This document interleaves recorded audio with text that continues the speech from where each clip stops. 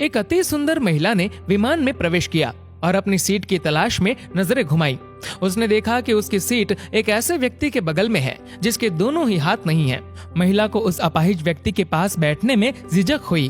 उस सुंदर महिला ने एयर होस्टेस से बोला, मैं इस सीट पर सुविधा पूर्वक यात्रा नहीं कर पाऊंगी क्योंकि साथ की सीट पर जो व्यक्ति बैठा हुआ है उसके दोनों हाथ नहीं है। उस सुंदर महिला ने एयर होस्टेस से सीट बदलने हेतु आग्रह किया। असहज हुई एयर होस्टेस ने पूछा, मैम क्या आप मुझे कारण बता सकती है?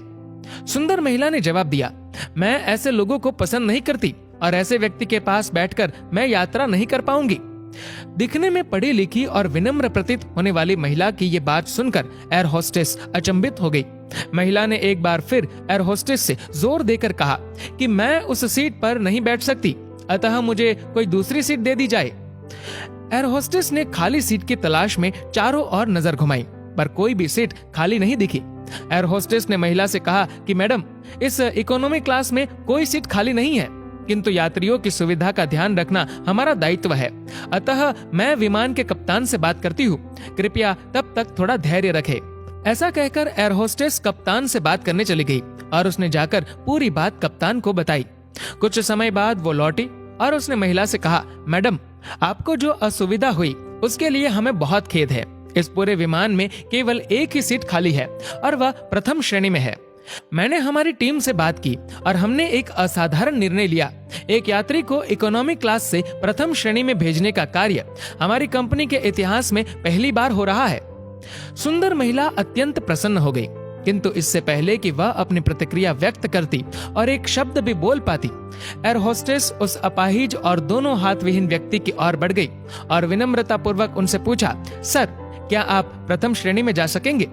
क्योंकि हम नहीं चाहते कि आप एक अशिष्ट यात्री के साथ यात्रा करके परेशान हो।